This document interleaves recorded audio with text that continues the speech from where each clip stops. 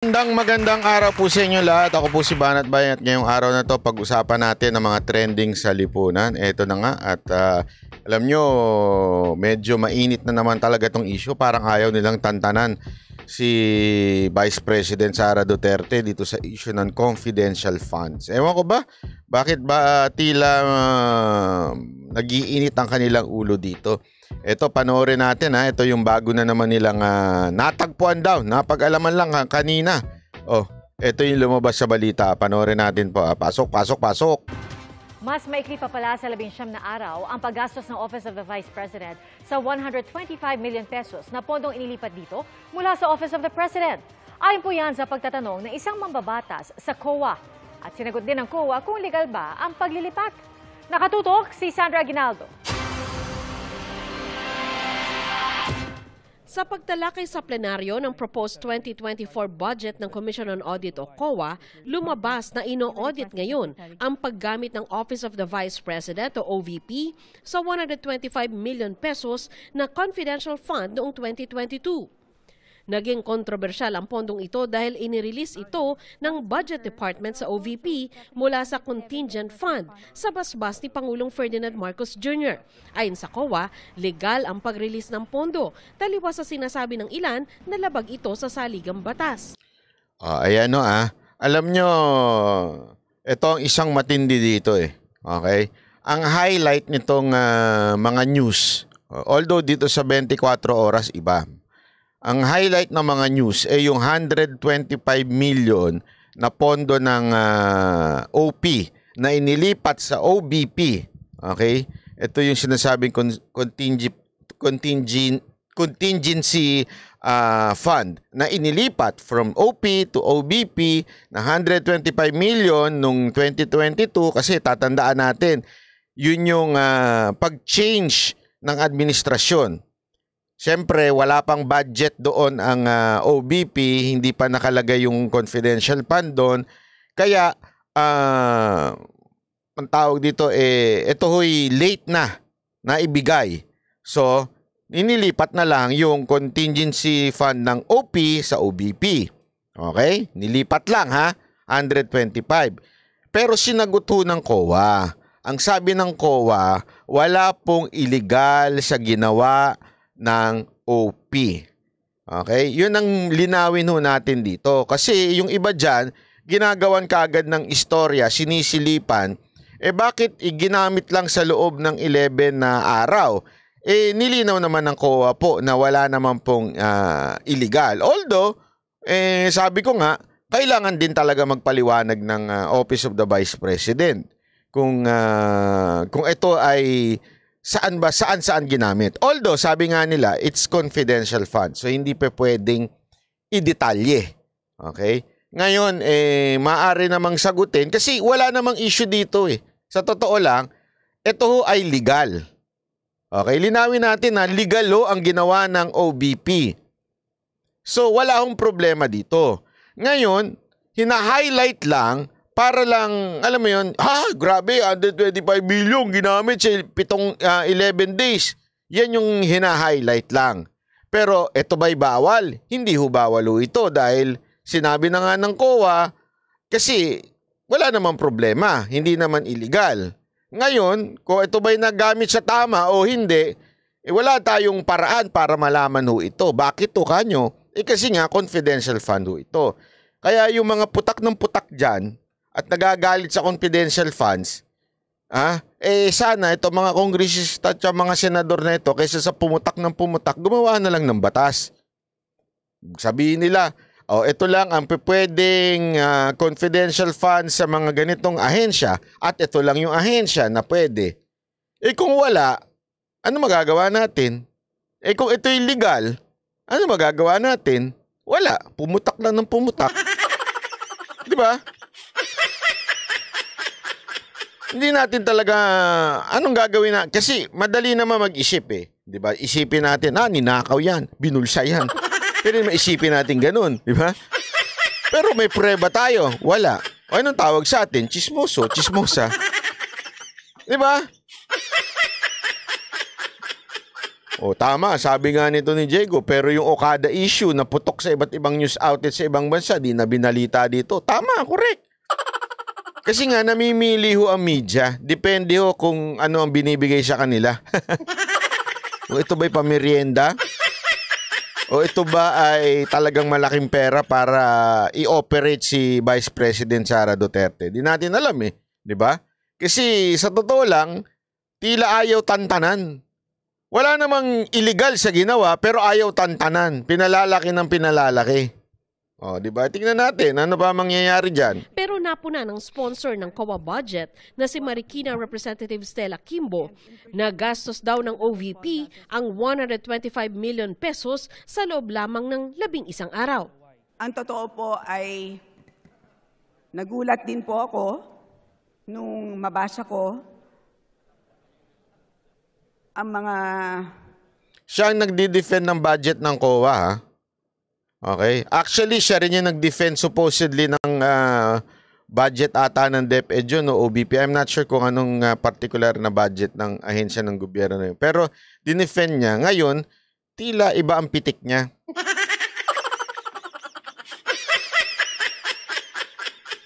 Diba?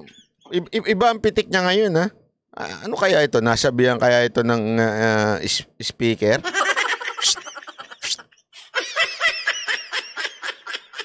Tinawag akong tambaluslos. Pagtanggol mo naman ako. Sige ka. Budget mo. Proyekto mo, baka mawala. Hindi naman ganon. Hindi naman ganon. Nagtataka lang ako, parang ibang pitik na ngayon. Balita na tila nagastos po sa loob ng 19 days at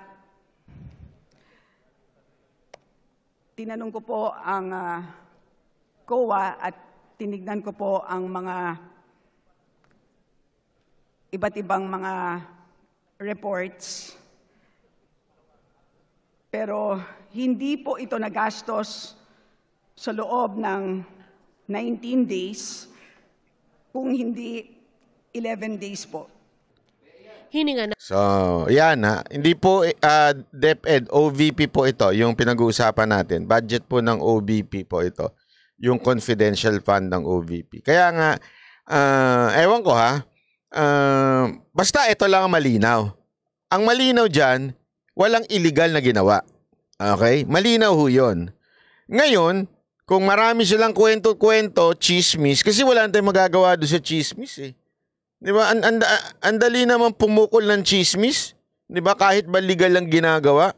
Kung pupukol at pupukol ka lang, gusto mo lang pumuna ng chismis, kaya nga chismis, gagawa ka lang, invento ka lang eh. O normal na sa kanilang gumawa ng chismis. At pansinin ninyo ha, ito walang biro ito, pansinin ninyo. Wala kang makikitang tira sa administrasyon.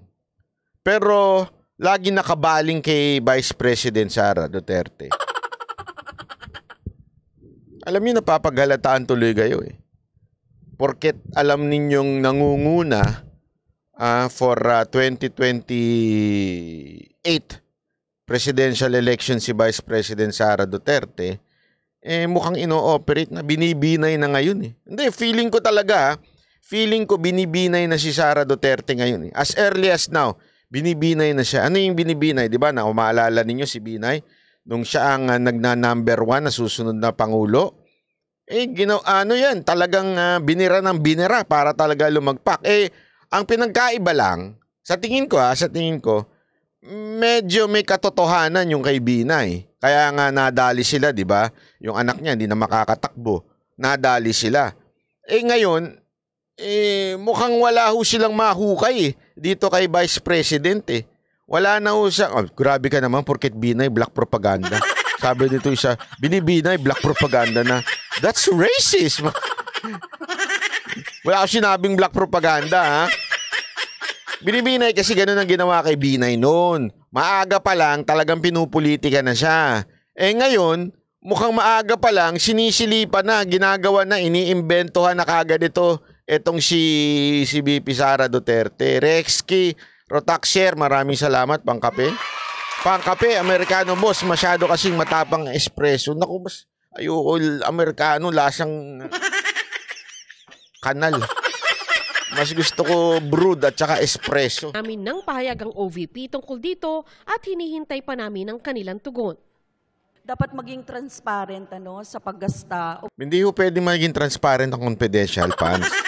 Para naman sira itong si ano. Hindi, alam mo, wala tayong magagawa eh. Confidential funds nga yan eh. Kung gusto ninyo talagang mawala yung confidential funds, wag na kayo putak ng putak. Ano na lang kayo ng batas na bawal na magkaroon ng confidential funds. Daldal tayo ng daldal eh. Papaliwanag. Paliwanag nyo saan nyo ginastos. Confidential funds ka eh. Tok-tok sa'yo, di mo maintindihan. Oy, pakibreet naman ako ng today, my birthday as 60 na senior. Uy, madam, happy birthday. As cancer patients kasi ako, I pray that you will survive. Don't ever forget to trust in the Lord because the Lord's ways is different from our ways. So, ma'am babes, daems, happy birthday po, ha? Naku po, happy birthday. I know you will live more. Maybe 100. So, handaan nyo na yung mga ano nyo. Mga basta exercise lang, madam, ha? Anyway, eto na nga, di ba? Kaya nga, kasi alam nyo, paulit-ulit lang yung issue ng confidential fund, confidential. Paliwanag nyo, hindi nga pwede kasi nga confidential. O, tapos pag binigyan, wala naman tayo magagawa kasi kayo rin naman na nagdi-decide. Hindi ko nga mag-gets dito sa camera eh. Sila rin naman na nagdi-decide. O, pero nirereklamo rin naman sila. Di ba? So sana kung ayaw nyo talaga, abay, pambihirang buhay, ready, magpasa na kayo ng batas na bawal na confidential fund. O ang confidential fund na hanggang 100 lang. Baguhin nyo yung batas.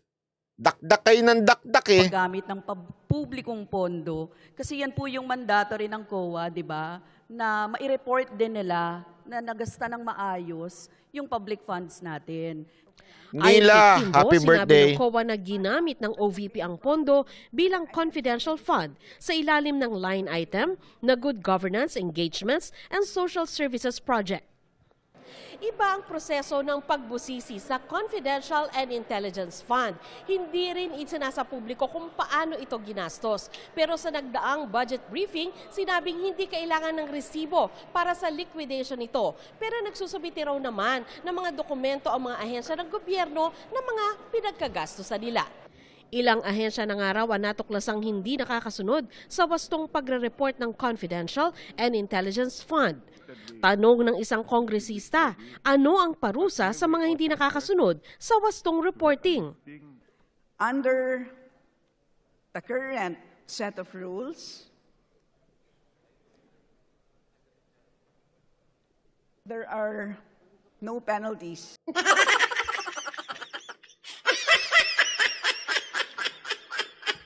O, diba? Daldal tayo ng daldal eh.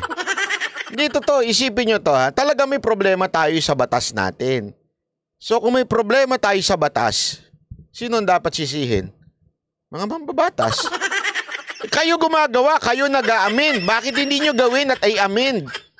Isipin nyo to ha. Meron palang kailangan mo mag-submit pa rin. Pero hindi pa pwede i-public. Pero isasubmit mo pa rin sa COA. Kunwari, ginamit mong, kunwari, pagpapaaral ng vlogger para sa ikauunlad ng bayan na ito. O, pinaaral mo yung vlogger mo, binigyan mo ng 16 million. Halimbawa lang naman. Hindi mo kailangan bigyan na resibo yun. Wala ho sa batas yun. Ngayon, kung hindi mo sinagmit yun, wala rin naman parusa. O, ano gusto nyo mangyari? Hindi, alam niyo, napakasimple nitong bagay na ito eh. Galit na galit kayo sa confidential funds. Bakit hindi kayo gumawa ng batas o mag-amend ng batas na tanggalin ng confidential fund, limitahan ng confidential fund nang tapos na usapan dito? Kasi ulit-ulit lang yan. Next year yan uli. Pustahan tayo, next year yan uli. Hindi, isipin nyo, next year yan uli ang pag-uusapan. Laki na naman ng confidential fund, laki na naman ng confidential fund, laki na naman. Bakit hindi kasi kayo gumawa ng batas? O ito lang, OP lang at siguro yung mga specific lang na mga ahensya ng gobyerno ang pwede at ito lang yung amount.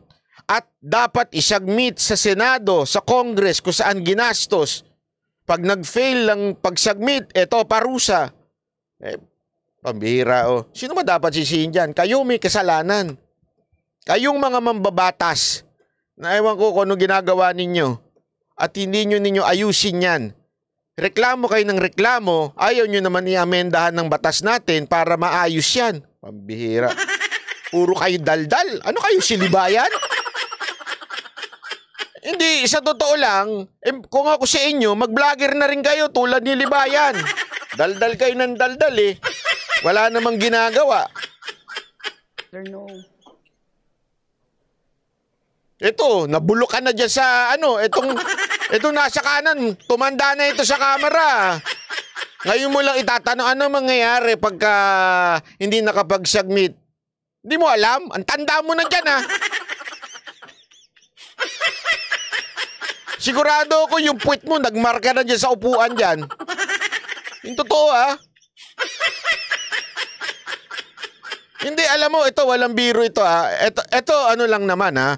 Ito'y halimbawa lang naman, ha? Huwag naman ho tayo masasaktan, ha? Pero pag kami nakikita tayong buhaya sa kamera, sino naiisip natin?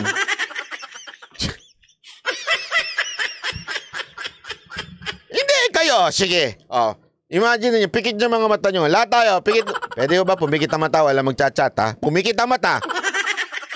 Imagine niyo. Pikit niyo mga mata niyo, hoy! Ang inyong mga mata, pikit nyo. Imagine niyo kamera, congressman, mga congresswoman. Pag sinabing House of Representative at sila ay mga mukhang buhaya, sino ang naiisip ninyong representative? Wala nga chat. Di ba?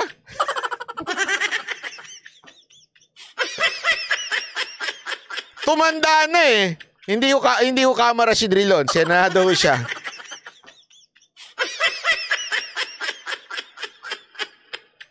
Etong maman to, panay ang kontra nito mula noon eh. Bakit di ka nalang gumawa ng batas na para yung kontra mo magkaroon naman ng something? No penalties.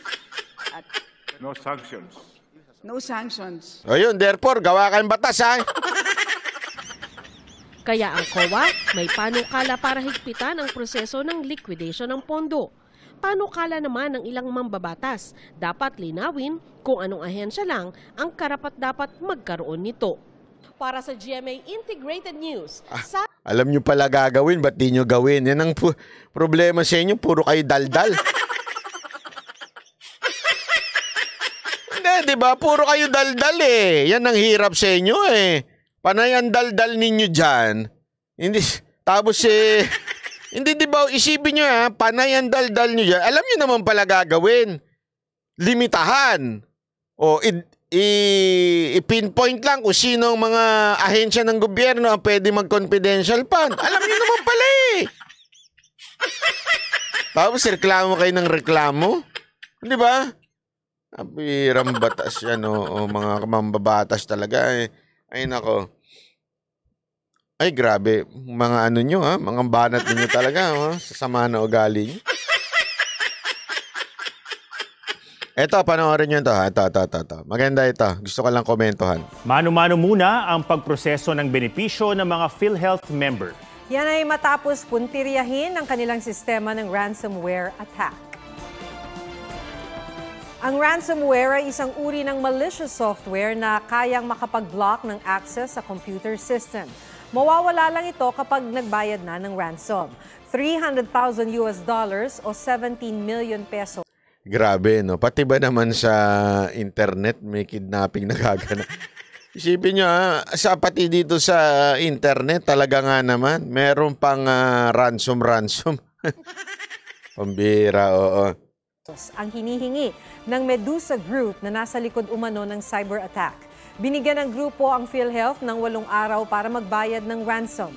Kung hindi, ilalabas daw nito sa publiko ang mga... Isipin nyo, ang dami-dami ng pera ng PhilHealth pero yung website nila, sabi nga nitong isa, yung website ng PhilHealth parang project lang ng high school student. Walang kwenta.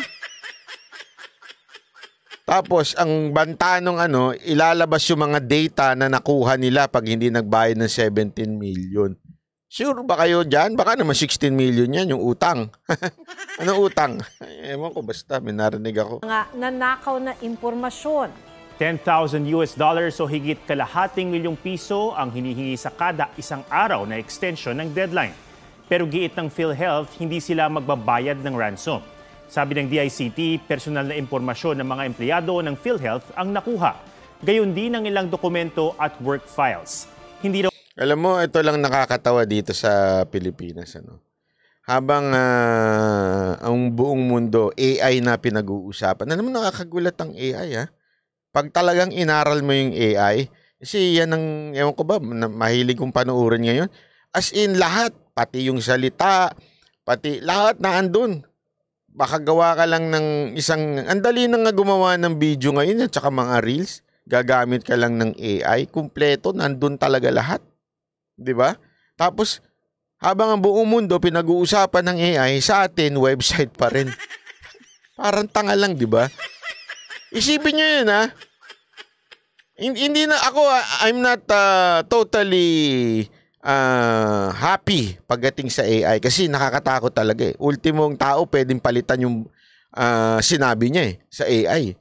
Talagang napaka nakakatakot. Pero at the same time, ganun naka-high-tech, ganun naka-high-tech ang buong mundo. Tayo, yung website natin, karamihan ng website ng pamahalaan, puro may bug. Di ba? Puro may mga kung ano-anong andaling ipasukin, andaling pabagsakin. Alam mo, diyan pa lang nakikita mo na kagad yung senyalis ng korupsyon Di ba? Bakit ka mo senyalis ng korupsyon? Kasi laki-laki ng pampabili ng pampagawa ng website tapos ibinigay lang sa mga high school student. Di ba? Mantakin mo. Binigyan ka ng, ito, gawa ka ng website. Ito, magandang Tapos kukuha ka lang ng pipitsugin para sa'yo yung kalahati. Di ba? Hindi ko lang alam Baka naman sabi nito, baka naman para ma-justify lang ang paghingi ng DICT ng confidential funds.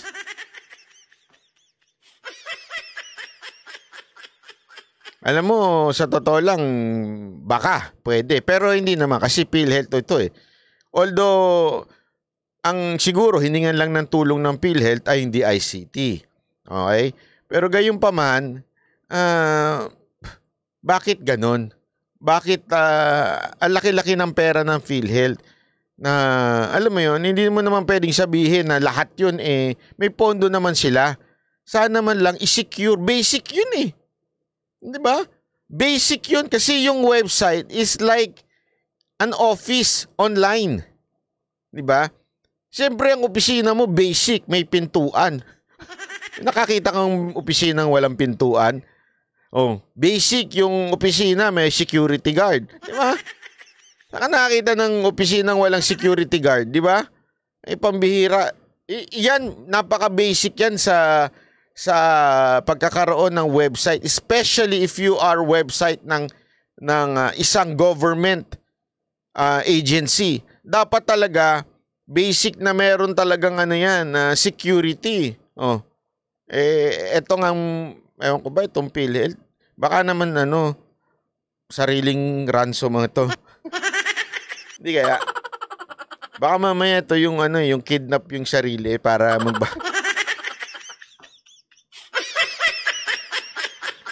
Hindi, alam mo sa totoo lang, ito pa yung kulang sa Pilipinas Yung mga crime, cybercrime, ika nga. Meron tayong police na cybercrime, meron din NBI, pero I don't know kung how good they are. Kasi crime to Di ba? Krimen itong ginagawang pag-hack.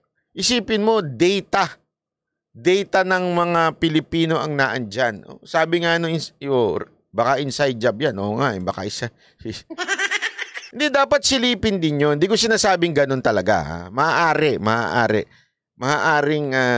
posible na may ganun. Pero sana imbestigahan. Kasi masisilip mo naman dyan, baka mamaya yung mismong gumawa ng website, ang isang tumira dyan kasi alam niya yung mga butas. Kasi alam ko may mga backdoor yan para mapasok mo yung website. Meron dinadaanan. I don't know how they do it. Until now, it's sa akin, sa part ko, hindi ko masyadong kabisado. Pero kaya nga meron tayong mga IT professional na sana, yun ang professional talaga, hindi high school student.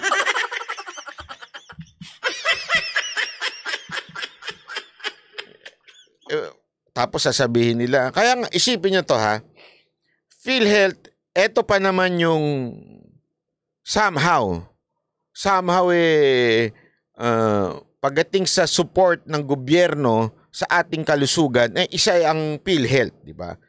Sabi nga sa ibang bansa, niyan. Sa ibang bansa talagang healthcare system nila napakalupit.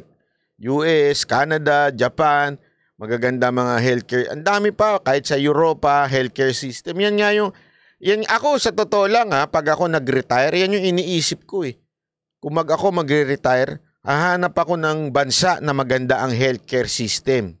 'Di ba? Kung pwede ka mag-migrate doon kasi importante 'yan. Sabi nga nila, health is wealth.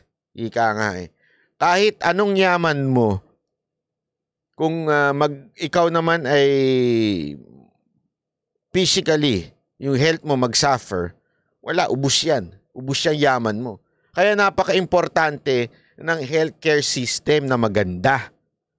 Yan na nga lang. Pangit na nga, yan na lang yung natitirang healthcare system natin kahit papaano, tapos ganyan pang sumasablay. Di ba sama? Tama, mali? Sama Mantakin mo, pinasok lang tapos bilang hihingan ka ng ransom. Hindi ba ang laking kahihiyad? Hindi, isipin mo ito Kasi yan, parang hindi natin maintindihan kasi nasa cyber world di ba? Pero parang ganito. Kinuha yung isang opisyal sa PhilHealth, kinidnap. Sa loob ng opisina. Dinukot, kinidnap, tas hiningan ng ransom. Itong opisyal na ito, kung sino man ito, yung pinuno o sino man, may hawak ng data ng PhilHealth. Parang ganun. Although, cyber lang. Ibig sabihin, online. Ibig sabihin, hawak nila yung data ng mga nag-kidnap doon and they can put it in public. And yet, malala yun kasi kahit po ano pa rin yun kidnapping pa rin nga lang, data ang kinidnap. Di ba? Bira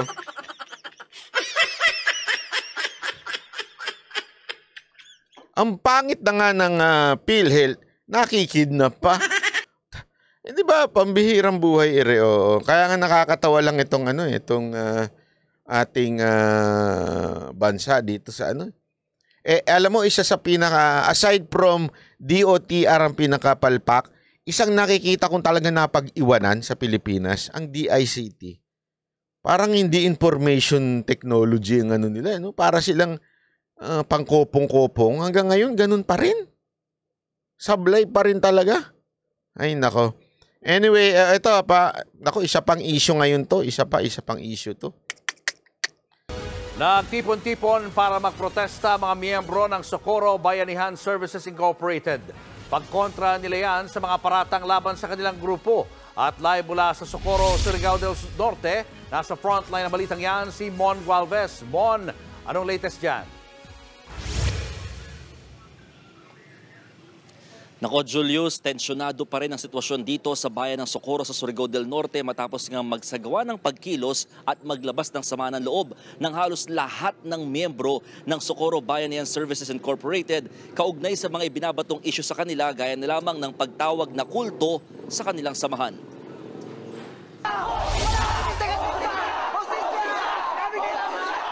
Galit at emosyonal na humihingi ng patas na investigasyon ng mga miyembro ng Socorro Bayanihan Services Incorporated kasama ang kanilang leader na si J. Renz Kilario o mas kilala bilang Senior Aguila. Tinuturuan pa kayo ng pumatay ng tao! Turuan ba kayo ng sumuway sa mga magulang? Ang ilang magulang, isinama pa kanilang mga menor de edad na anak.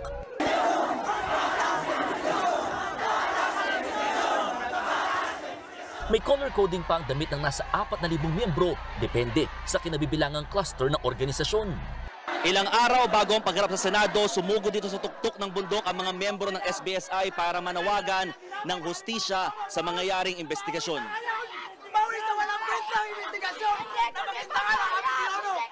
Sa tindi ng emosyon, nahilo at inalta presyon pa si Senior Aguila. Paano na kami ngayon? Pag wala kaming leader. Siya po ang binigay. Siya po ang inibilin ng aming maraming leader. Hindi, wag na kasing bumabad sa mainit na ano.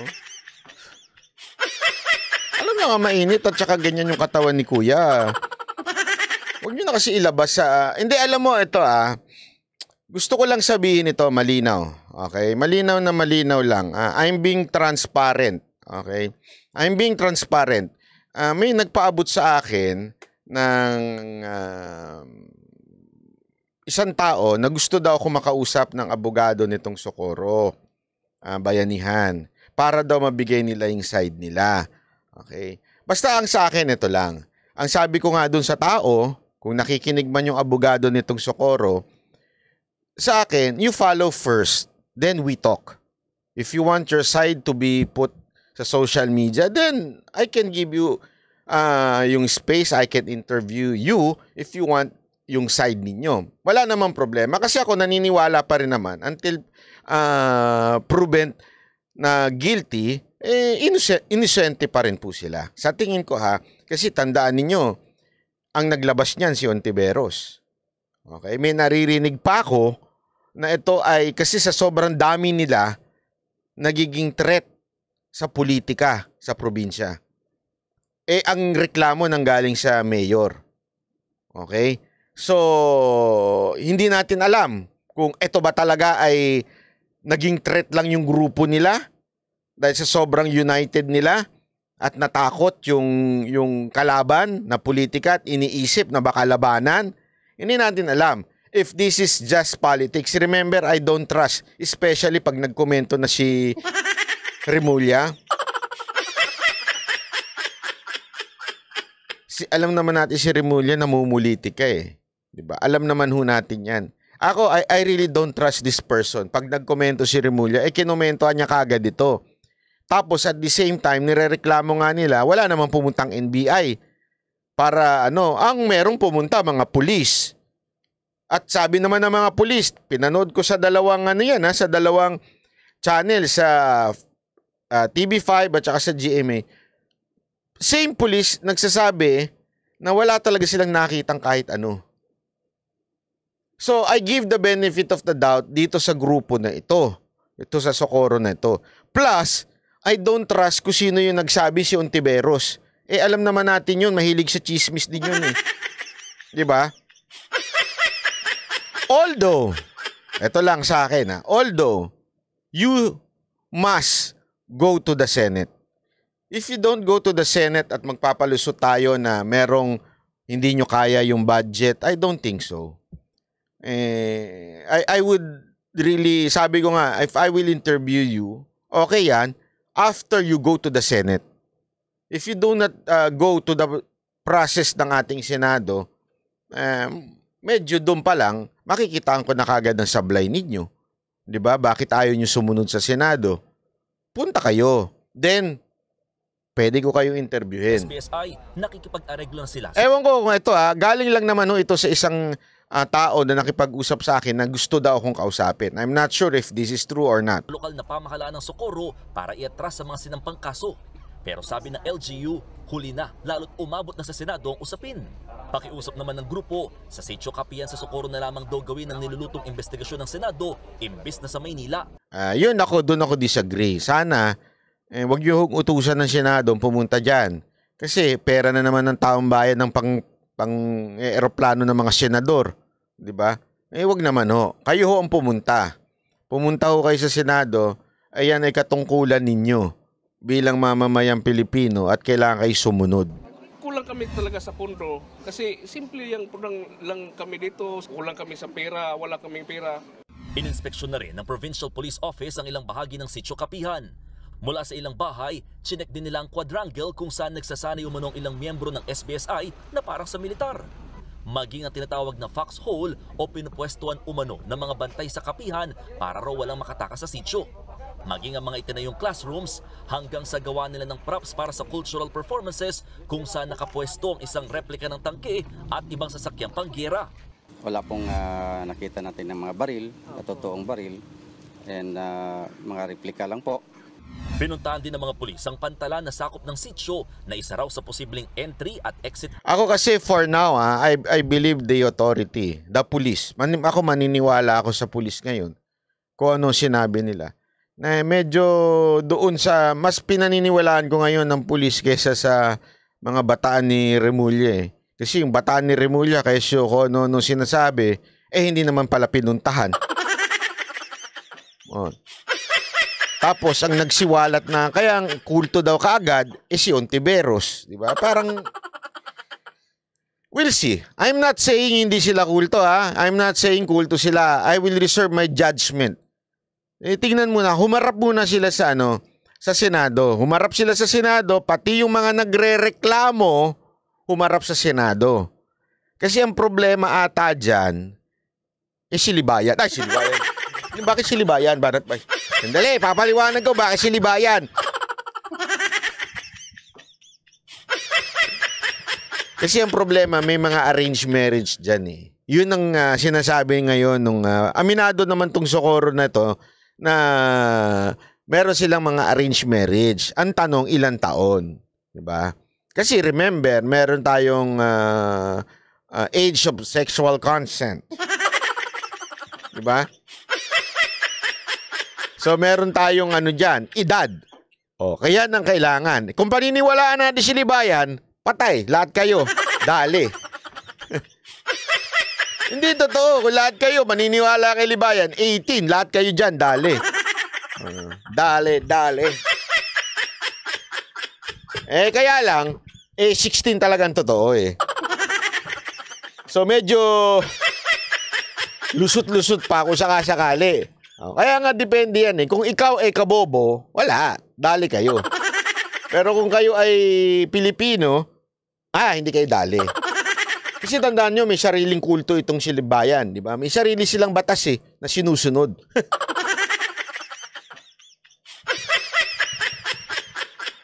Actually, mas kulto pa nga sa tingin ko Sa tingin ko lang naman Bakit? Kasi sa kanila, talo na, pipilit pa nilang panalo sila. Galit na galit sila ngayon kay Piskal kasi napahiya, di ba? Kaya guest pa siya ng guest kay Atty. Claire para i-justify yung pagkatalo niya. Tapos sasabihin niya, hindi ko naman kasi wish na manalo Ang wish ko lang ma-prove ko yung mapansin na dapat 18. Sintu-sintu din Alam mo, ang pinag-uusapan dito, hindi yung wish mo. Hindi ang pinag-uusapan dito kung ano gusto mo. Although, tama ka naman. Sa title pa lang ng channel mo, batas natin. Tama, batas nyo lang yan. Hindi batas ng Pilipinas yan. So, linawin lang natin sa mga kabobo na ang dinidiscuss ni Libayan ay batas natin. Batas nyo lang. Kayo lang. Sa inyo lang yan, Huwag nyo kami idamay. Ang tunay na batas sa Pilipinas, pakinggan nyo yung mga katulad nila Fiscal EJ, di ba? Atty. Villamor, yun yung mga dinidiscuss ay yung batas ng Pilipinas. Pero kung sariling batas, batas Libayan yan. Okay? Magkaiba talaga yon. Okay? Batas nila yon. Kaya nga batas natin ang pangalan nila Eto na, tuloy natin. SBSI. At dahil naman sa malawakang suporta ng mga taga-SBSI, nanawagan ng Socorro LGU na dagdag na... Pero ito lang biling ko lang dito sa Socorro Bayanihan, yung leader ninyo. Paano ba madidistinguish kung tama o mali ang isang grupo? Paano mo masasabi na sila ay nasa tama pa at sila ay kulto na? Ito lang yan. Pag ang leader ninyo sinabi sa inyong matuto tayong sumunod sa otoridad ng gobyerno, nasa tama kayo. Pero pag ang leader ninyo tinuturoan kayong magrebelde, magalit sa gobyerno, nasa sintu-sintu kayo. Naintindihan natin? Kaya sa mga membro ng Socorro Bayanihan members, kayong mga membro, yan ang lagi nyong aalamin. Hindi ako makakapagsabi niyan. Kayo. Kayo makakapagsabi niyan. Ang leader nyo ba tinuturuan kayo maging isang mabuting mamamayan ng bansang Pilipinas? Hindi ko sinabing uto-utong mamamayan ng Pilipinas. Magkaiba yun. Ang importante, kayo'y sumusunod. Kung kayo man ay may reklamo, pwede naman ninyong daanin sa tamang paraan. Pero gayunpaman, dapat kayo ay sumunod na naaayon sa saligang batas ng Pilipinas. Pag tinuruan kayong hindi sumunod, may problema sa grupo ninyo. At hindi ako magsasabi niyan kung hindi kayo. Tinatanong ko kayong mga membro niyan, kayo ba ay tinuturuan na magrebelde sa gobyerno? Yes or no? Kung no, therefore tama kayo, hindi kayo kulto. Kung sinasabi ng inyong leader, sundin natin ang gobyerno, sundin natin ang otoridad, therefore you are being a good citizen of this country. Pero pag kayo tinuruan, hindi, magalit tayo sa gobyerno, natin, hindi tama itong ginagawa sa atin, kinakawawa tayo. Pag ginaganyan kayo, ay inuutuho kayo na leader nyo. Ganun lang kasimple. Naintindihan natin? Kasi walang tamang tao ang magtuturo na magrebelde sa kanyang gobyerno. Tatandaan nyo yan. Ang tunay na tamang grupo, tamang tao ay tuturuan kayong sumunod sa gobyerno. Ngayon, kung mali ang gobyerno, pwede naman daanin sa tamang proseso o i-criticize ang gobyerno, pero sumunod pa rin. Yan ang lagi nyong tatandaan. Sumunod pa rin dapat sa gobyerno. Okay? Unless ang gobyerno, pigilan kayong sumamba sa gusto ninyong sumamba. May ibang usapan naman yun, which is hindi naman ginagawa sa Pilipinas yan. Walang ganun sa Pilipinas. So malaya pa rin kayo sa paniniwala ninyo kung ano man yung paniniwala ninyo. Pero hindi kayo dapat maging pasaway o maging rebelde sa gobyernong ito. Lagi nyo pa rin susundin at idadaan sa tama. Halimbawa, ngayon, may reklamo kayo, di ba? Meron kayong sa tingin ninyo mali na ginagawa ng gobyerno pang paaapi sa inyo. Huwag nyo kakalimutan, hindi naman o gobyerno nang aapi sa inyo. Ang nagsabi lang naman yan si Ontiveros. So dapat hindi kayo magpapadala dun sa sinabi ni Ontiveros na kayo ay kulto. Kung hindi kayo talaga kulto, therefore, follow the system. Diba? Ano yung sistema? Pinatawag kayo ng Senado. Sumunod kayo sa Senado. Pumunta kayo, mag-appear kayo at ilabas ninyo ang tunay ninyong hangarin, damdamin at ang mga katotohanan. Ilabas nyo dun. Pero sundin ninyo. Punta muna kayo dun. At sabi ko naman sa inyo, pag kayo ay pumunta dun, ako mismo tutulong ako sa inyo mailabas ninyo ang inyong side. Hindi ko man, I'm not saying I will agree on your side, but I will give you a chance na ma-voice out sa social media ang inyong panig. Pero, sumunod kayo sa sinabi ng gobyerno. Mag-appear muna kayo sa mga investigasyon. Tulad ng sa Senate. Di ba ho? Kung wala ko kayong pamasahe, humingi po kayo sa senador. Hindi, biro lang ha. Wala ako magagawa doon. Wala tayong magagawa dyan kung wala. Pero, sundin nyo. Kailangan yung sundin yun. Okay? Malinaw ba, Socorro Bayanihan members? Kasi ano rin naman, it's unfair naman kaagad na sasabihin nating kulto. Hindi naman porket nagsama-sama sila, kulto na kaagad. Sa katunayan, napakaraming ang kulto sa social media. Yung talo na, sasabihin pang tama sila. Saka nakakita ng ganun. Di ba kung yun ang kulto? Yun talaga ang kulto. Yung maling-mali ka na, sasabihin pa ng mga followers mo, tama kayo. Saka nakakita, yun ang kulto talaga. That's entirely kulto. Wala kang nakitang mali. 3-0 nga eh. Lahat ng mga judge sinabing mali siya, 0 siya, olat siya. Tapos sasabihin nyo pa rin, di, tama siya, tama. Hindi, alam mo kayo mga kabobo, kayo mga kabutas, kayo mga kabatas, tingnan nyo. Kulto na kayo, isipin nyo, 3 judge yung nagsabing mali yung Panginoon yung silibayan. Di ba? Mali Tapos ipagpipilitan pa rin tama. Tapos ikaw, maniniwala ka pa rin tama. Anong tawag sa'yo? Kulto.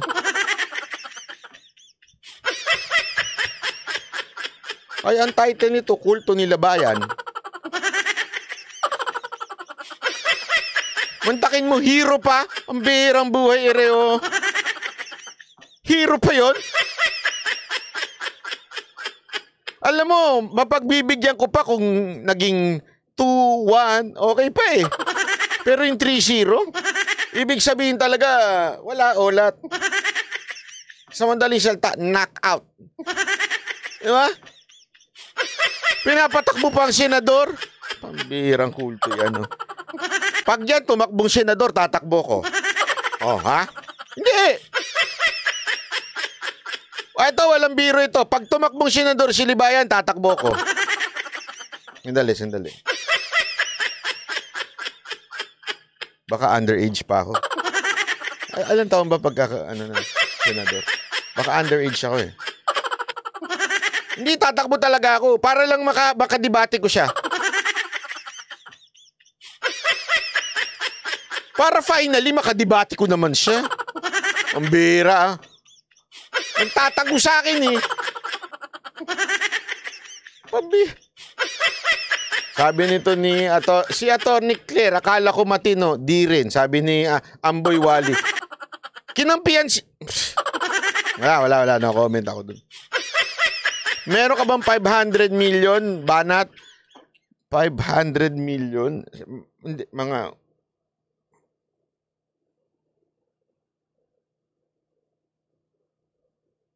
50,000. Pwede na ba yun? May 50,000 ako, pwede na siguro yun.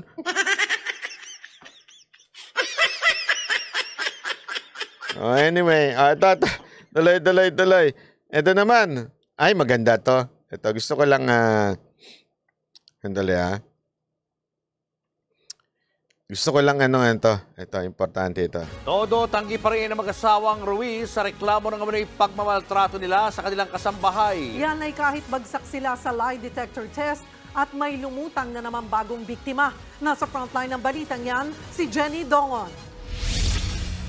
Lumilitaw dito na ikaw ay deceptive. Ikaw ay nagsisinungaling. Bumagsak ka. Ito na yung end game para sa akin. Kaya akit na ako after this, hindi na ako atin sa masusunod na hearing because for me, nandun yung satisfaction ko to prove na ikaw ay from day one nagsisinungaling at tama lang na ikaw ay nakulong. Ganyan na lang ang galit ni Senator Raffy Tulfo sa mag-asawang Franz at Pablo Ruiz na inireklamo ng pananakit sa kasambahay nilang si LV Vergara. Lumabas kasi sa Ito, sigurado ako bukas o sa makalawa, iaano na naman yan. Hindi naman yan lie detector test. Hindi naman yan ayon sa batata, hindi naman tinatanggap sa investigasyon yung lie detector test. Hindi naman tatayo yun sa korte. Sigurado ako may magana na naman dyan.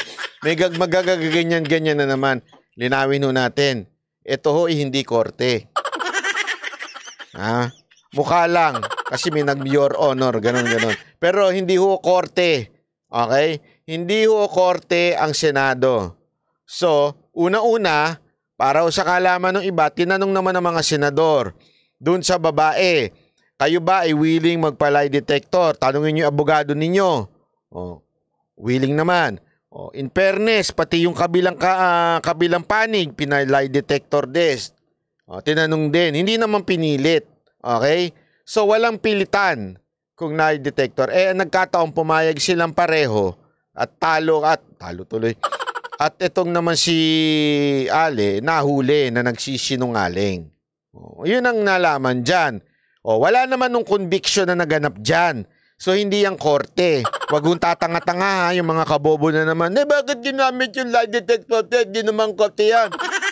Hindi nga ho korte yan polygraph o lie detector test na nagsisinungaling sila. Pero todo tanggi pa rin ang mag-asawa. Sa pagdinig kanina ng Senado, lalo pang tumibay ang ebidensya ng pananakit nina Franz at Pablo. Humarap kasi ang isa pang kasambahay na umano'y biktima ng pananakit.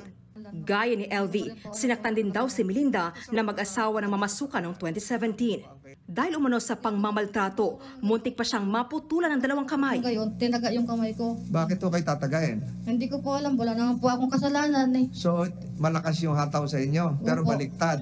Baliktad po. So, hindi dumugo kasi baliktad. Namaga lang po yung ganun. Bukod sa pisikal na pananakit, Alam mo, isa talagang maganda dito. Pasensya na ha, lagi ko lang nababanggit.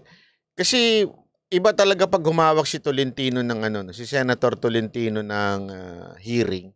Alam mo, patas na patas. Kasi hindi siya pwedeng paikot-ikutin. Kaya nga tinatanong dito, sinasabi, mapuputol na ba? Ganyan-ganyan, keso ganyan-ganyan. Alam mo yun, tinatanong talaga, even if galit si Senator Tolentino doon sa among nagsisinungaling, pero fair lang siya. Kung ano yung tama, yun lang ang dapat nating sabihin. 'Di ba? Kasi tama nga naman. Ano ba talaga? Huwag natin palalain just to condemn the other side. Yung tama lang, yung totoo lang. That's why may maganda talaga na merong abogado sa Senate. Hindi ko sinabing dapat lahat abogado Hindi. Okay na yung may mga abogado, meron din namang iba yung porte, pero okay din naman na may abogado. Ganyan no si Senator Tolentino, fair na fair ho siya. At isipin nyo siya ho ang nag-handle nitong, kasi kung, hindi naman sa pero kung iba siguro nag-handle nitong committee na ito, baka malamang durug na durug ho yung yung amo. Kasi talaga nga namang asama tao, di ba? Talagang medyo abusado, ganun ang dating. Pero dito, kahit abusado pa rin, may fairness na pinapakita. At dahil nga dito sa pagdinig na ito, marami ho ang sigurado akong batas na masasaayos, especially sa mga kasambahay. Dapat nang i-amend. Alam nyo, kawawa yung, hindi ko naman sa pero kawawa yung kasambahay natin. Honestly, ako nalulungkot ako kasi alam mo, malapit talaga ako. Kahit nung bata ako, malapit ako sa mga kasambahay. Matatanda ko yung kasambahay namin na huwag yung pag-isipan na masama. Kasi alam ko na naman nasa utak ninyo. Alam mo mga utak ng mga kalalakihan. Yung alam mo yun, ito mga kasambahay na ito, nagkataong hindi lang sila pinalad sa edukasyon, pero napakasisipag ho nito. Kaya yung ako, sa tingin ko, hindi sapat yung 6,000 na sinasabi nila kasambahay. Alam nyo, mahirap ang walang kasambahay, honestly. Mahirap po, lalo na sa buong bahay. Pag wala ka, ako na nga lang Sabugang mag-isa lang ako Di ba? Pero pagka hindi ho ako pinupunta ni nanay, pagdating niya dito, welcome to the jungle! Gumagano, kinakantahan ko si nanay. Nay, nanonood si nanay. Hello. Nanay Imelda. Pagka ilang araw din nakapunta yan, pagdating ito, parang jungle to. Kaya na-appreciate ko yung mga tumutulong sa bahay. Kaya dapat to talaga binibigyan ng magandang batas. Dahil dito, malaki ho yung nagawa nitong pagdinig nato. Takot-takot din na Mura ang natatanggap niya sa babaeng amo. Hindi pa siya pinapasahod, maging ang kanyang anak na minsan na masuka sa tindahan ng mag-asawang Ruiz. Hindi na nagawa ni Melinda na magsumbong dahil sa takot. Pero dahil sa pang-aabuso, nagpa siyang tumakas kasama ang kanyang anak. Ang nasa isip ko po, kahit po ako magpa-blatter, wala po akong kakayanan dahil mahirap lang po ang buhay namin. Ganda nung comment itong isa. Sabi ni sino ba yun? Wala. Si Brown na Pinay. Fair play po si Senator Tolentino. Sabi niya, galit na ibang senador siya, cool na cool pa. Yan yung napansin ko. Kaya nga kailangan may ganun Merong bumabalanse sa Senado. Pag walang bumabalanse sa Senado, baka umapoy yung Senado. Baka senador natin Kasi minsan talaga nakakainit ng kanya-kanyang personality yan di ba? O mainit ang ulo dyan, si Tulpo, si Jinggoy, di ba? Mainit din ang ulo dyan. Minsan si Robin, mainit din ang ulo, di ba? Minsan si Bato, mainit din ang ulo niyan. Pero buti meron tayong Senator Tolentino, kahit galit na yung mga kasamahan niya. Relax lang. Yan ang tamang leader, di ba? Yung Okay lang. Sige. Basta, ha? Ang isa pa naging empleyado umano ng pamilya Ruiz sa si Paulo, naging saksi rin daw sa pangmamaltrato. Ang dinadahilan daw ni Franz, bakit niya sinasaktan si LV? Kasi daw po, Your Honor, ginagamit daw po ni Ate LV ang mga gamit po nila. Anong klaseng gamit? Yung katulad po sa personal hygiene, yung yung toothbrush, ginagamit daw po ni Ate LV. Totoo naman o hindi sa inyong palagay? Hindi po. Kasi po si Ate LV po wala naman pong ginagamit na toothbrush. Kasi sabi niya po sa amin, ano pa daw po ito-toothbrush niya, wala na nga daw po siyang ngipin. Ang testigo namang si Richard, hindi empleyado ng pamilya Ruiz, pero nakatanggap din ng pagbabanta, lalo na kay Pablo. Kwento ni Richard, naghahakot sila noon ng basura nang makita niya ang mga sugat ni LV. Sa awa, nilapitan at kinamusta niya ang kasambahay. Opo, tinatanong ko po siya kung binubugbog po siya doon. Anong sagot sa iyo? Binubugbog po siya doon. Dito na raw sinugod ni Pablo at dalawang kasama si Richard para sa pilitang ipabura ang mga kinunang litrato. Kung hindi ko raw buburahin ay dadalhin daw ako sa pulis. So talagang pinilit niyang burahin yung litrato. Kinuha ba niya yung cellphone mo? Pinakita ko na lang po sa kanya na tinanggal ko na yung picture. Gusto niya na po akong dalhin sa sa station po ng pulis. Totoo bang nilapitan mo siya? Opo, nilapitan ko po siya. Kasi nadala kami kasi nung 2014, gawa nung may nagpipicture sa amin, ay nahold up po kami ay. Kaya pinilit ko pinatanggal sa kanya, baka kung ano-ano na naman po yon. Dito na uminit ang ulo ng mga senador. Sinungaling ka eh. Sigot. Tatakpan mo yung karumal-dumal na ginagawa ng asawa mo dito kay Aling LV. Tama? Tanong naman ni Senator Tulfo, bakit wala man lang tumulong o umawat sa pagmamalupit sa kasambahay? Mahirap lang po kami. Kailangan po namin ng trabaho. Ayaw din po namin mawala ng trabaho noon, pero kaya po nagsunod-sunuran na lang po kami sa kanila. Alam po namin nakakataas si Ate Franz, mayroon pong kakayahan na kung ano po ang kayang gawin. Iginiit naman ng mag-asawang Ruiz na hindi nila naging tauhan si Custodio at di totoo ang sinabi ni Aling Melinda. Si Pau po ay hindi ko tao. Si Nanay naman po ay hindi ko rin siya kasambahay. Kasi ang kasambahay ko nung panahon na yon ay yung aking pinsan at hindi niya naabutan si Ate LV. Sa dahilan naman kung bakit nabulag si LV, sabi ni Pablo Ruiz, baka raw sa nainom na kape. Makakabulag ba ang kape? Your Honor, yan kasi rin anong nabanggit minsan ni Ate LV. Totoo ba na... Ay, nakakabulag ang kape. Ako naniniwala ako nakakabulag ang kape.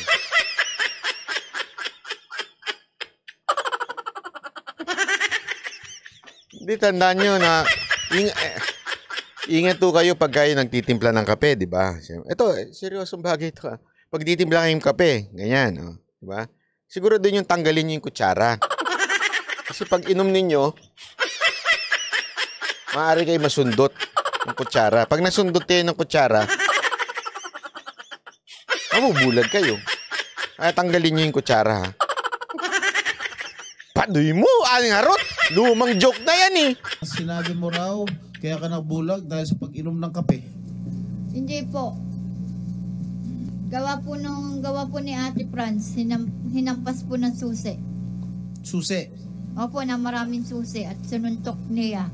Kaya inirekomenda ni Senator Raffy Tulfo na ipa-contempt na rin ang mister ni Franz. Yun, ay wag, sama sila. Baka mag-enjoy pa sa aircon dyan. I want this gentleman to be cited in contempt. Gusto ko makulong din to. I would like to second the motion. Dito makikita na sadista kayo, malupit kayong mag-asawa. Wala kayong pakialam sa welfare ng mga tauhan ninyo. Mananatili sila sa Senado hanggang nagpapatuloy ang pagdinig. Nagbabalita mula sa frontline. Jenny Dongon, News 5. Dapat hindi pa kainin din. Patayan ng aircon. Ang lupit eh, no? Hindi, kasi baka mamaya nag-i-enjoy pa sila doon. Ang lamig-lamig pala dito sa Senado. Malamig kasi dyan eh. May anger management yata mga mag-asawa. Ewan ko nga ba, bakit ganun ng... minsan talaga may mga ganyan tao eh, yung wala sa hulog. Hindi, alam mo, merong tinatawag dyan, hurt people. Yun, sabi ni Rick Warren yan. Ano ibig sabihin ng hurt people? Yung mga nasaktan ng bata, yung mga nakaranas ng hindi maganda nung sila'y bata, sila ay nananakit pagtanda. Lumalabas yung ano nila.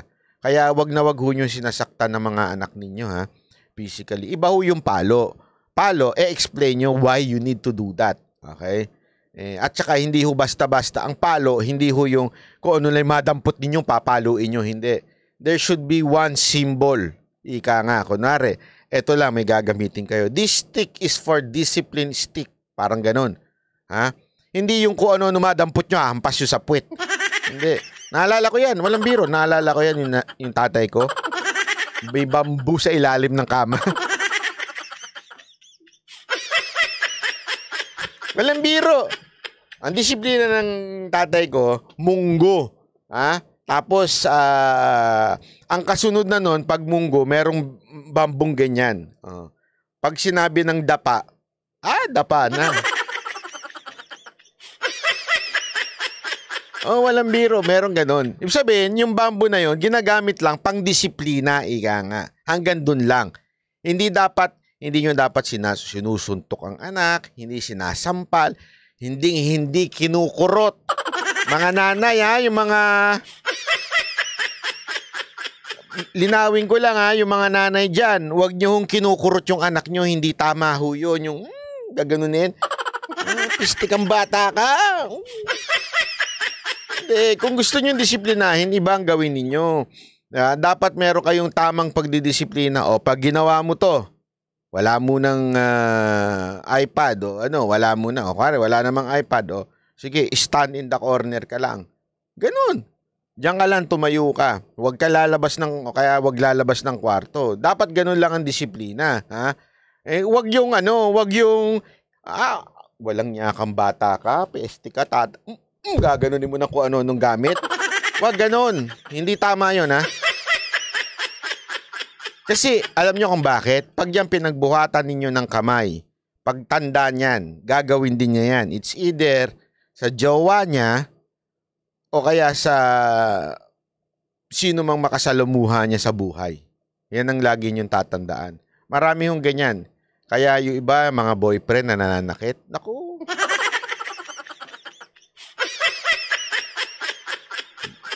dami kong kilalang ganyan. Tapos, magpo-post ng happy family. Bunggong, ano happy family? Nagre-reklamo ka sa amin nun eh. Binugbog ako sa ilong boyfriend ko. Binugbog ako. Ito, basa-basa kaya hindi ako makakapasok. Merong ganyan. Ganun ba? Meron, hindi ko nasasabihin kung sino, ha. May ganyan, kaganda pa naman, tapos biglang binubugbog ng boyfriend. Binugbog ako, hindi ako makakapasok. Ganun ba? Akala niya, pagtatanggol ko siya sa boyfriend niya, anong sabi ko sa kanya? Doon ka na sa boyfriend mo. Tanga ka eh. Ba't ka nagpapabugbog? Ayaw mo pang hiwalayan. Tapos bigla ka magpo-post dyan. Happy family. Tanga ang tawag sa'yo. Doon ka na. You're fired. May ganyan.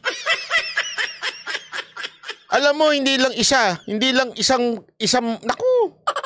Ayoko na lang magkwento, sabi ko. Ang pag-ibig nga naman ay sadyang ganyan. Pakanta, tiwala sa isa't isa. Oo. May mga ganyan. Kaya ka nga magtataka, tapos pag makikita mo yung post, happy family. Binubugbog ka nga, pati yung anak mo happy family. Anong happy family? Addict family ka mo. Addict kasi ang boyfriend mo. Hoy! Tulak! Yung boyfriend mo. Binugbog ka ba, Anarot? Hindi si Anarot yan, ha? May ganyan. Kaya, mamili ka, yung boyfriend mo o dito ka sa grupo. Kasi kung yung hindi ko pwedeng tiisin yung boyfriend mo nang bubugbog, tapos nandito ka sa grupo, tapos may marka-marka ka, tapos magpapalusot ka, hindi, meron lang akong mens kaya may pasa. Tanga, anong mens? Araw-araw may mens ka? Dati binubugbog. Kaya nga ito, tandaan nyo mga kababaihan, ha? Pag kayo binugbog, hiwalayan nyo. Pag kayo bumalik, tanga kayo. Yun lang yun. Wag na tayo magpaikot-ikot. Isang beses tama na yon. Yung bugbugin ka na isang beses. Hiwalayan mo na kagad, wala nang rason-rason. Hindi yung pag nag-I love you uli, balik na kayo uli, together na uli kayo. Diba? Ay, tanga kayo kapag ganun kayo. Totoo naman. Ang dami ko kasing alam na ganyan eh. Yung porkit gwapo yung jowa nila, yung pala adik, tulak, ganyan. Tapos pagsabog, sobrang seloso, mga ganyan. Kaya sabi ko sa inyo, pag mga ganyan ng boyfriend, doon na kayo. Hindi ko kayo pag-aaksayan ng panahon. Kahit anong, nako, wala, no comment. Bako saan tayo mauwi dito. Hindi kasi, naiirita ako eh. Okay akong tumulong sa alam nyo, sa grupo namin, kahit itanong nyo kay Mocha, ang hangarin namin noon makatulong sa mga babaeng ligaw. Ito walang biro ito. Kasi marami ho dyan na naligaw dahil sa hindi maganda ang pamilyang kinalakihan. Naiintindihan namin yun. Kasi lahat naman tayo ligaw sa simula eh. Marami sa atin ang ligaw.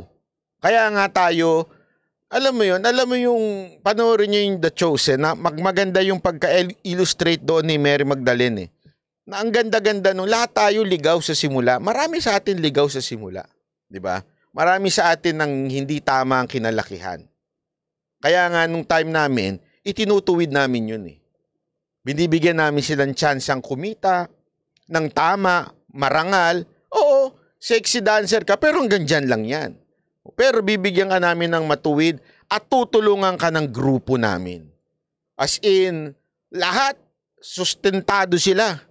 Mura pagkain, lahat. Pagkakailangan nila ng kahit huling pera na lang ni Mocha, itutulong pa sa grupo. Pero kung tatanga-tanga ka, doon na lang kami sa taong hindi tatanga-tanga. Kasi kawawa naman eh. Sasayangin namin yung pera mo, tapos paulit-ulit nyo lang ginagawa ng boyfriend nyo yung bugbugan, sakitan. Ang daming ganyan eh. Alam nyo, ito sorry pero doon namin ko lang na-realize na marami pala talagang babae ang binubugbog ng jowa. Lalo na yung mga silosong jowa. Lalo na pagka dumami na yung tagahanga ng babae. Ibinubugbog. At dito ka magtataka. Ipagtatanggol pa yun ng babae. Kaya kayo parang bulag ka ba o tanga ka lang talagang pinanganak? Yun sinasaktan araw-araw, ang daming ganyan. Makikita ka, kasi mahal ko talaga, hindi mo siya mahal. Takot ka lang na mawala siya. Hindi mo mahal, pero takot ka lang mawala siya. Yun ang totoo dyan. O, tuloy natin sa iba. Baka sa bubuga na mauwi ito mga ito eh. Hindi kaya nga alam mo yung mga road rage na yan? Lumalabas lang eh. Nagkakataon lang yung mga yan, nananakit yan ng mga asa-asawa nila. Ngayon, lumalabas na sa kalsada kasi nga sobra na yung init ng ulo. Akong noon, pinagtakpan ko siya sa pamilya. Ay, naging tanga ka rin pala, Anarot. Hindi ko alam yan buhay mo pala yan. Joke lang. Pero at least iniwan mo na. Tama, mali. Iniwan mo ba o ikaw ang iniwan? Baka naman ikaw ang iniwan. Binigyan mo pa ng pagkakataon, iwan ka. Iwan mo na. Sana naman ikaw nang iwan Ako nung binugbok ako ng ex ko, tinusok ko ng kawayan. Huwag ganun. Iniwan ko na walang silbi na kasi. Yun ang tama, iwan. Okay. Ito. Ito pa. Ay, nako. Ito. May panukala. Panukala. Maganda itong panukala na ito.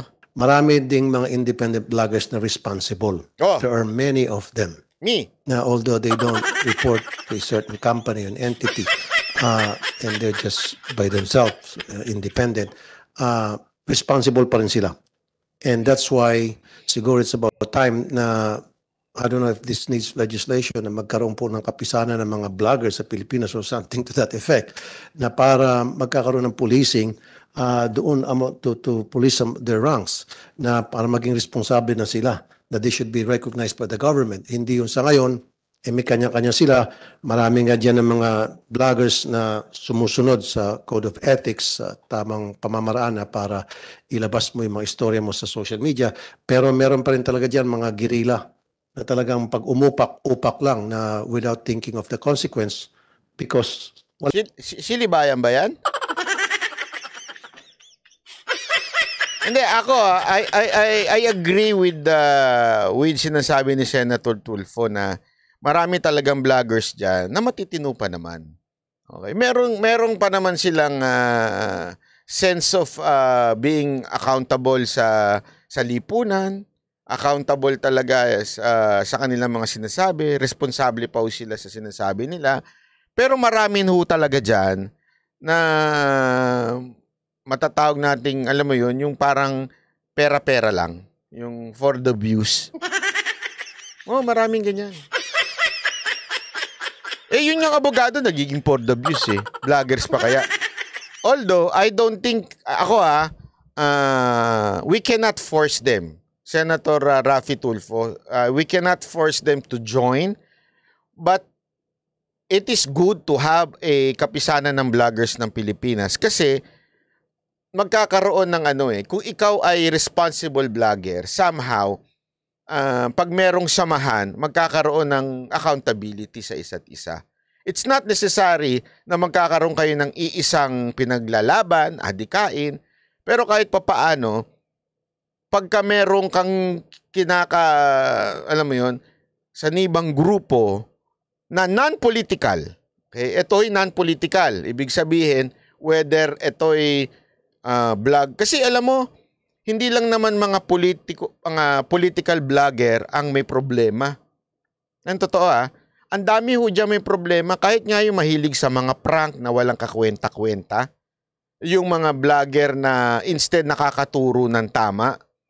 Kasi pag tinawagan ng pansin, kunwari tawagin na nating, kasi may KBP, di ba? Kapisanan ng mga broadcaster ng Pilipinas. Kung nagkaroon ng kapisanan ng vloggers ng Pilipinas, KVP. Somehow, kung kinall out nila ang kapwa vlogger nila dahil sa isang irresponsable na ginawa, malaki ang impact nito. Okay? Pero it's not necessary na kailangan magkapare-pareho kayo ng opinion. Yun naman hindi tama. Pero gayon pa man, maganda rin. Kunwari, may isang gagong vlogger na bigla na lang nagmumura dyan. Tapos sasayaw na nakabrief. Tapos biglang manghihingi ng donasyon. At least pwedeng i-call out, di ba? Hoy, yung kababuyan mo, bawas-bawasan mo. Hindi ka magandang halimbawa sa mga bata. Yun na nga lang, di ba? At least yun, kahit pa paano, may impact yun pag kinall out siya nitong KVP. O di naman kaya, itong isang, o ikaw, puro abogado ka pa naman, tapos puro fake news pinapakalat mo. May sarili kang batas, o di ba? At kinall out ka. At least kahit pa paano, medyo, kinall out pala ito. Di, at least malalaman ngayon ng tao, may problema sa tao na ito. Hindi ho para sa political vlogger lang ho ito. Para sa lahat. Kaya nga maganda rin kasi meron din naman, hindi lang political vlogger ang loko-loko. Marami rin ho dyan yung mga gumagawa-gawa ng yung vlogger na nagpapakalat na yayaman ka pag ganito. Scammer yung iba dyan. Diba? Yun nga lang, you cannot force them to join. Okay? But it is also important, diba? Na magkaroon ng organisasyon na would somehow, kasi katulad ng KBP, hindi naman lahat ng media membro ng KBP, di ba? Pero gayon pa man, pag ang KBP nagsalita na, medyo nakikinig ng kahit papaano, merong dating yung kanilang sasabihin. And hindi naman sila nagbibigay ng kanilang komento na political. Hindi ko sila ganun Yung pansinin mo yung KBP, hindi naman sila na namumulitika pagdating sa kung sisitahin nila yung isang tao dahil ikaw dilawang ka, walang ganun. Kaya nga maganda rin ito. Somehow, simula, at least makatulong. Kaya lang ewan ko kung Hindi naman siguro kailangan ng batas dyan para gumawa pa ng ganun. Or maybe, hindi na kailangan. Actually, pinlano namin dati yan eh. Sa PCOO, nung maalala nyo. Pinlano namin yan. Idea yan ng opisina ni Mokay Social Media Office sa PCOO. Sila Attorney Trixie. Hindi lang nag-push through. Pero idea na i-accredit. Ano ibig sabihin ng accredit? Ibig sabihin, these people, as in, they are credible. Although, ang plano namin i-accredit nun, hindi lang mga Duterte supporter, as in lahat ng credible vlogger. Ibig sabihin, hindi ho nagpapakalat ng fake news, hindi ko ano-ano kinikwento. Yun ang ano nun. Pero at the same time, dapat malaya talaga lahat na makapagsalita pa rin. It's not really to suppress yung kanilang sasabihin, but more or less being accountable. Wala yung mga, hindi kasali dyan, yung mga Talano vloggers, Talano Gold vloggers, hindi namin sasali yun. Basta yung mga may mahilig sa conspiracy, yung may alien, ganyan-ganyan, may mga zombie virus, hindi namin sinasali mga ganun. Alam natin may sintu-sintu yung mga, hindi, tsaka alam mo na kagad na, kaya yung mga yan, nagagaganyan. Para yan sa views eh. Kasi alam mo mga tao, lalo na Pilipino, mahilig sa ganyan eh. Yung, may multo na nakita, ganyan. Di ba kayo? Kahit naman kayo eh. Pag may nakitang multo sa TikTok, talaga titingnan ninyo. Multo na kagad, naposes. Naposes na kagad. Nilabas lang yung dila, naposes na.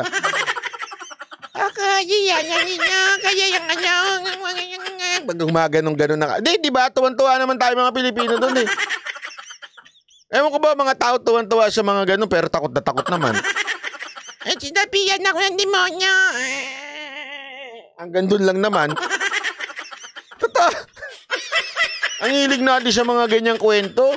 Kaya yung mga vlogger tuloy ganyan na mga kwento. Meron isang demonyong nakita. Nakaihi. Nahihian niya yung nono sa punso. Tandaan ninyo ito pagdating sa demon possess, kailangan may supernatural na ginawa, hindi yung nagbago lang ang salita. Ako pa, naputita ka ng demonyo. Walang ganon na naposes. Ganun po, alam mo sa mundo na ito tandaan nyo lalo na yung mga panahon ngayon, dumadami na yung ganyan. Yung mga kung ano-anong kinikwento, may naposes, merong may alien, o merong nakitang sumasayaw na white lady. Ang dami ko nakikitang ganyan, yung mga tuwan-tuwa naman tayo pag may mga sinasapian, pinanunood natin, pero tinatakpan naman natin. Ay, sinapian siya!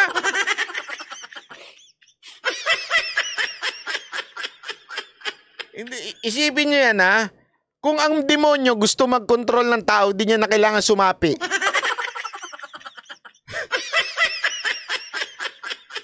Kasi he can deceive someone by being good. Yan ang pinaka-deceiving. Ito totoo ito pinaka-deceiving ng demonyo, hindi niya kailangan, sa tingin mo, para makontrol ka niya, sasapian ka pa niya, hindi na!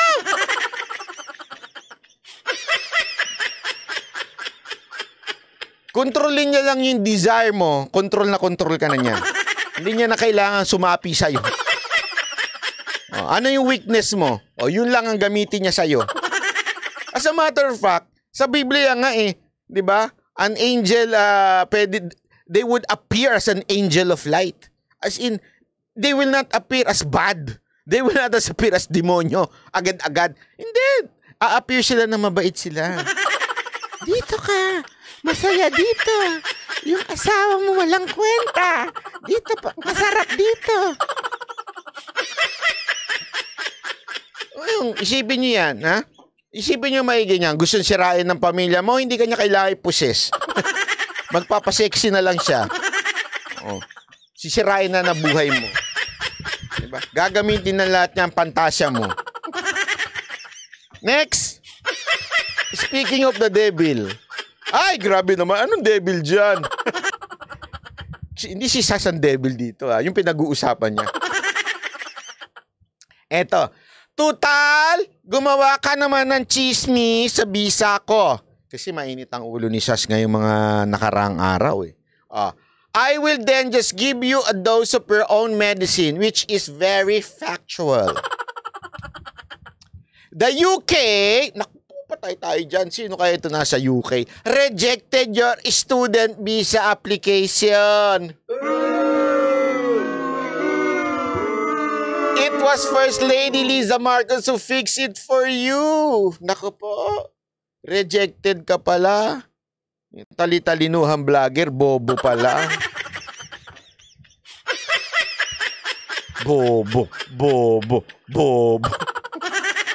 Without the influence associated with her husband, you're nothing but a second copycat. Which is okay naman na pampalubag loob after they didn't give you the presidential advisor on political affairs position. Diba naalala nyo, kinikwento ko na to dati? May isang vlogger nanghihingi ng presidential advisor on political affairs. Kahiya-hiya, kapal ng mukha mo. Alam mo, ito kwento talaga ito sa akin ha. Basta, nung tagaloob, nung nanghingi daw yan ng political affairs, tinawanan daw siya ng mga tao sa loob. Sino ba yan? Feeling naman yan. Ang laki ng ambag niya sa pagkapanalo ni Marcos. Totoo, tinawanan daw siya. Grabe kasi, alam nyo, even if there's a big part na sinasabi nga nila, si First Lady, ang pag malakas ka, malaking parte. Tama naman yun, okay? Which is normal. Normal yan sa politika ng Pilipinas. I'm not saying it's good, but it's normal in the Philippines na nagagamit ng lakas. Okay? Pero, kahit papaano, dumadaan yan sa screening committee. Kung maalala nyo, there were 4 guys in the screening committee noon sa kay Marcos yung nagsi-screen. Yung dumaan daw yan, yung tao na yan, nung nakita nila yung papel, tinawanan daw siya nung 4 na yun. Hindi nga graduate eh. Paano magiging political presidential advisor ito? Hindi nga graduate. At sino ba to? Ano ba kontribusyon nito? Feeling niya kasi, malaki talagang tao siya. Ano to, narcissist na tao ito, kaya laki ng ulo eh. Which is okay naman sa pampalubag loob after they didn't give you presidential advisor on political affairs position, which you claim they promised. Pinangako daw sa kanya yun. And which you were already prepared to take an oath. Ay, mali. Ay, walang iliig. Ay, tambalos-los na Pinoy. Surely, duly elected, appointed person of this, if this administration will serve the country in best interest. Kapal! Ang kapal mo, Day. Ready na ang oath mo, ha? Sino gumawa? AI? Chat GPT? They told you it was big to stop your appointment. Alam ko yan. Oh well, you're not as smart as we thought you were. By now, you should already know what's going on. No? But let me just put it to your crudely ba tawag dyan? You lost your case against Jobber while BBM is president. Reza, the wedding godmother of Jobber, got acquitted. Di ba sinabi ko sa inyo yan? Sinabi ko sa inyo yan eh, noon. Dahil sa pag-convict sa kaso niya, hawak siya ngayon sa liig. Hindi siya makakagalaw. Sa bagay, hindi naman makagalaw liig nun. Hindi talaga siya makakagalaw. Bakit? Wala eh. Convicted siya. If you didn't act like a feudal lord to me last year, I would have included you in my settlement case with Jobber. Kasi nagkaroon ng settlement case na kinikwento si Sas kay Jobber para nagkaroon ng kasunduan. Kesa daw na sumali itong si Tambaluslos na Pinoy, nagmayabang pa, parang something like that. Inaway pa si Sas. Kaya tuloy, buti parang ang nangyari na nawala na kay Sas. Ang nakasuhan na ngayon si Tambaluslos. If you didn't act like a feudal lord to me last year, I would have included you in my settlement case with Jover, and you would have no record violating the Data Privacy Act, which would be hard sell for any position that requires secrecy and discretion. You are on leash, my dear.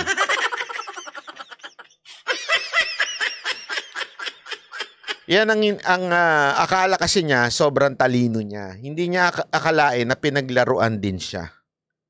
Ngayon, hindi siya makakaputak.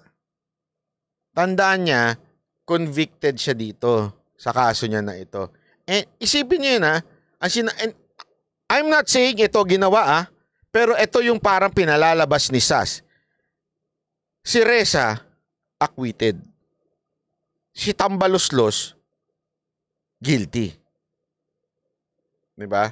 Alam naman natin ng power ng presidente. Whether you like it or not. Kita nyo nga si Reza. Hindi na makabanat, tahimik na. Ito naman siya, tahimik pero convicted pa. Hawak tuloy sa liig talaga.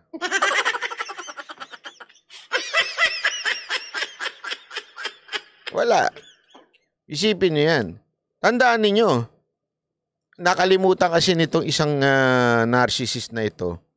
6 na taon lang ang pagtakbo ang pagiging presidente. Isipin nyo, even if nabigyan siya ng limpak-limpak na salapi, milyon-milyon, ika nga, at napag-aral siya doon sa UK. Di umano, sabi ni Sas. Isipin nyo, may hangganan yun. You have to return unless makapagtrabaho ka siguro, diyan ka na, forever ka na diyan, magawa mo ng paraan, pero ang point na hindi ka na makakabalik dito dahil sa kaso mo, masakit yun. Diba? Para kang na Joma season.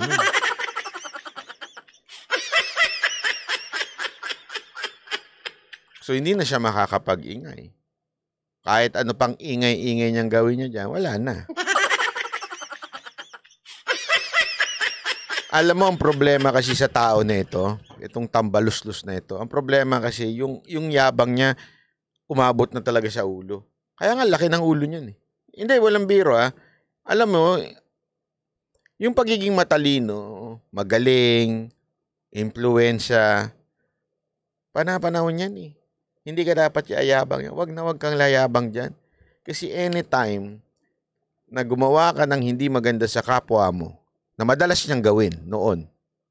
Madalas niyang gawin hindi lang sa kapwa niya, pati sa mga close na kaibigan niya. Kasi balita ako nga Hindi ko na lang sasabihin kung sino nagsabi. Ito daw ang nagpatanggal sa isang sekretary. Dalawa pala, hindi pala isa. Dalawang pinatanggal niya. Ganun ka, siya dahil nakatikim siya ng ganung suhol. Ika nga. Ano ibig sabihin ng suhol? Feeling niya kasi, nakinig sa kanya. Yan ang niya, pakiramdam niya. Feeling niya, pinakinggan siya doon sa dalawang napatanggal niyang sekretary. Okay. Sabihin na natin na pinakinggan ka nga. But it doesn't mean you will be forever demanding. Ika nga. May hangganan yan, kapatid. Yang pagiging mayabang mo. May hangganan yan. Dahil sabi niya, hindi lahat ng giging mayabang ay nagtatagumpay. Oo. Sa maikling panahon, maaari ka magtagumpay. But always remember, the last will be the first. And the first will always be the last.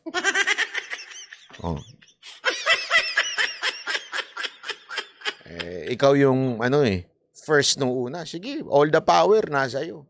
Pinagmasdan kita Alam mo, ito alam nyo ba, meron sa, ito kwento ko lang meron sa, mapapansin ninyo meron sa scripture, sa Biblia, may part doon na lagi sinasabi ng ng Panginoon na pagka sa sobrang kasamaan ng tao, hinahayaan na lang, parang binibitawan na lang. Anong ibig sabihin nun? Hinahayaan. Let yung kanyang kasamaan kainin siya. Bakit? Para mag-repent siya. Eventually in the future. Hinahayaan yun. Sa madaling salita, ang nabasa ko dito sa tao na ito, yung pagiging powerful niya, doon sa simula, hinayaan siya, sige, okay. Powerful ka, mayabang ka. O sige. Maka-impluensya ka. Pero umabot na siya dun sa hangganan na mismong yung pagiging powerful niya, nairita ng mga taong nasa paligid niya. Tita Edvi, salamat po Thank you very much. And eventually, nadali siya. At ito, dali nga siya. Ngayon, daling-dali ho siya. Sa kaso na yan. Alam mo, whatever money you have, pag ikaw ay may conviction, napakahirap po niya sa lahat ng bagay. Sa pagkuha ng kung ano-ano. If you are a convicted person. Kaya nga, ang tama yung sinabi ni Sas dito, nakalish siya Nakatali ika nga yung leeg niya. Wala na siyang choice Yan na yan So umabot na siya dun sa hangganan na wala ka na. Ngayon, hindi ka na makakabalik sa eksena. Galit na sa'yo lahat ng tao. Pahiya ka na. Yung mismong kaibigan mo pinagkatiwalaan mo, tinarantado mo pa. Kasi nga, feeling niya, makapangyarihan tao siya. Above na siya sa lahat ng kaibigan niya. Problema, tandaan ninyo, si Sas at saka itong taon to, ganun yan. Ibig sabihin, alam niyang baho niyan isa't isa. Si Sas, walang pakialam yan. Alam niyo yun? Wala akong pakialam yan si Sas sa siraan, yung banatan. Ay, kumakain. Alam mo, hindi man kami magkapareho ng ano niyan, ng pananaw sa buhay niyan, pero mabigat kalaban niya si Sas. Kasi, yan yung hindi takot na makapaglabasan ng baho. Kasi nilabas niya naman na baho niya Diba? Sinabi niya na kung saan siya nanggaling, kung ano nakaraan niya. So wala ka na masisira sa kanya Yun na lang sigurong iba ang paniniwala niya. Ganon. Yun lang ang pwede mong ibanat sa kanya. Pero that's it. Wala na. Ngayon, yung mga banat sa kanya ng nitong, kasi may bumabanat sa kanyang anonymous page na hinala niya, itong tao na ito. Tingnan nyo, hindi naman nakakarama. Parang gano'n na nga. Bumalentong. Nag-ricochet yung mga banat itong anonymous page sa kanya. Naglabas siya ng lahat ng mga conversation. Na talaga nga naman, ang kapal ng mukha nitong tambalos-los na Pinoy na ito. Alam mo, ito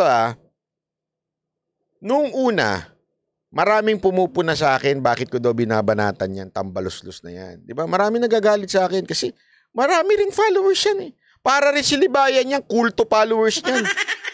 Wala ka naman matalino to, nagre-research to. Mga ganyan-ganyan, diba? Eksena, wala akong pakialam.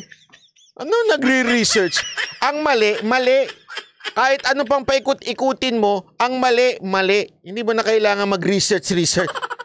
Hindi, kailangan. Kailangan mo mag-research, pero basta ang isang mali, kahit sobrang daming research, mali pa rin yun. Yun ang maniniwala ko, sabit talaga itong maman to. Sobrang sabit itong taon to. Sobrang sagad sa buto ang kasamaan nito. Sobrang sagad sa buto ang kasamaan nito. Ay sabi ko, I will watch you fall down. Alam mo kung bakit? Walang masamang tao na forever magtatagumpay. Tandaan nyo yan. Wala. Bakit to? Hindi ako nagsabi niyan, Diyos Walang masamang tao na forever matagumpay sa buhay. Meron yan.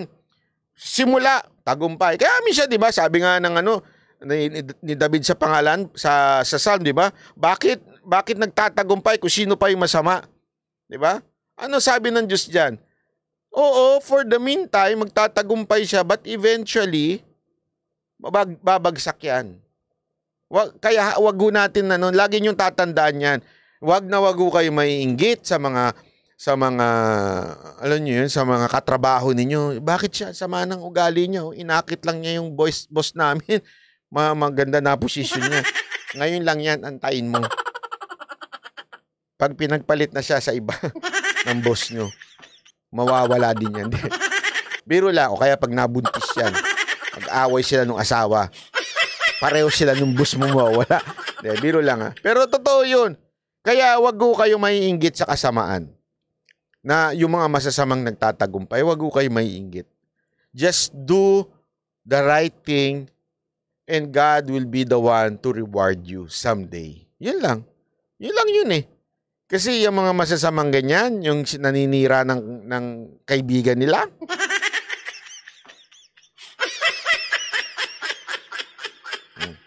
Okay, ito pa. Ay, sandali, 2 hours na pala. Ito pa. Maganda lang kasi ito. Gusto ko lang kasi itong topic naman na ito yung katuloy nung pinuna ni Senator Bongo yung DSWD. O ha, pangako niyo yan, bibigay niyo yan ha. O, ito. Ito naman, inutusan ni Marcos sa DSWD na ibigay yung cash assistance sa mga sari-sari stores. At ang sabi nga dito, bigyan ng 15,000 cash doon sa mga sari-sari stores, sa mga small rice retailers. Alam mo, hindi ko nga maintindihan bakit kailangan pa kayong utusan, DSWD.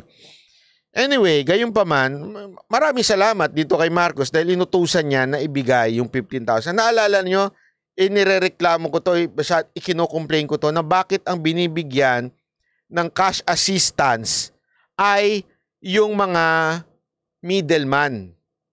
Diba? From the farmers, may middleman, yun daw ang binibigyan ng assistance nung una eh. Kasi nga nagkaroon ng price cap. Hindi dapat yun ang binibigyan. Ang dapat binibigyan yung mga sari-sari store na nagbebenta. Kasi sa totoo lang, binagsak yung presyo ng mga farmers. Ito, nasa middle, hindi nagbabagsak ng presyo yan eh. Diba? Tapos, ang nagbabagsak ng presyo, yung farmers at yung sari-sari store. Sila yung kawawa. So, dapat, sa totoo lang, ang bigyan ng cash assistance itong mga farmers at itong mga sari-sari store, hindi yung middleman. Yung middleman, sumasabay lang yan eh. Pagbaba nito, di konti sila, bababa lang di sila. Pero yung kita nila, nandun pa rin. Tapos, ang babagsak ngayon, etong mga retailers, etong mga small, yung mga nagbebenta sa palengke. Kaya this is a good move by the President. Sana nga, sunod-sunod yung ganito, para ma-retain yung sinasabing 41 pesos. Diyan lang ma-retain yan eh. Para yung lugi. Nalulugi po yung mga sari-sari store, di ba? Lugi sila dahil bibili nila ng medyo mahal tapos ibebenta nila. Pero kung may 15,000 silang cash assistance, malaking bagay yun. Maibebenta nila ng naaayon sa price cap. Kasi nga, remember that price cap, it's not permanent. That price cap is actually para lamang po masawata yung mga hoarders. Okay? So, hindi yan forever. Kaya nga, kailangan maibigay yung 15,000 na yan, ngayon na kailangan nila. Sana, DSWD, sundin nyo na yan, ha? Presidente na yan, ba't hindi nyo pa susundin? Kasi, nangyayari, ewan ko, ha?